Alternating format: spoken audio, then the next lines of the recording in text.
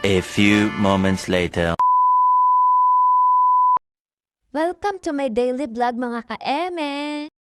So for today's video mga ka-eme, so ito po is kapistahan sa aming barangay. Kung nakikita nyo po, ayan po may procession po. Alam nyo ba mga ka-eme, kada nakikita ko itong procession na ito, na-inspired ako, kaya dali-dali talaga ako pumupunta at nanonood at nagbibideo. Kasi kung alam nyo lang ka-eme, dito ko lang naramdaman sa lugar na ito ang tunay na kapistahan na may pagkakaisa. At dito mo mararamdaman ang presensya ng bawat isa kung paano nila mahalin ang ating Panginoong Jesus. Kaya kung ganito din po ang kapiyastahan sa inyong barangay, paki-comment nga po sa baba kung anong barangay po kayo nasasakop mga ka-eme. Nga po pala mga ka-eme, pagpasensyahan nyo na po ang aking boses pagkat ako'y mayroong karamdaman. Pero hindi yun hadlang mga ka-eme para hindi ako makagawa ng isang content ngayon. So mga ka-eme, short story muna pala tayo. May isi-share lang ako sa inyo based on my experience dito sa aming lugar, dyan mismo sa daan.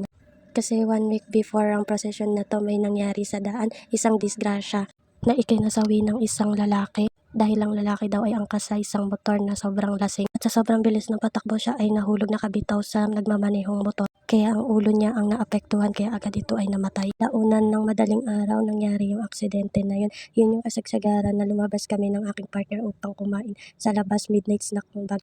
Hindi naman namin inaasahan mga ka-eme na yun ang bubungad sa aming paglabas. Sobra kaming naawa lalo na sa kanyang pamilya, mga magulang na sobrang iyak dahil sa nangyari.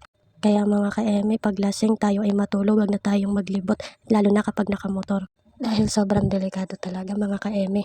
Kaya nung nasaksihan namin ng aking partner yung nangyari, natakot na rin kami lumabas ng alanganing oras.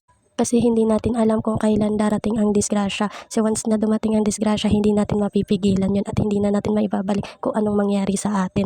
Kaya lagi po natin tandaan, unahin po natin ang kaligtasan bago ang kaligayahan. So ayun ka-eme, kaya natutuwa ako at dahil may ganitong prosesyon agad na nangyari para din na ma-bless ang daan ko sa nadisgrasya yung lalaki. So ayun mga ka-eme, flex ko nga pala dyan ang aking biyanan na nakaputi na lagi nakapresent sa tuwing mayroong activity ang ating simbahang Katoliko. Napakabait at napakasipag niya, makadiyos pa siya.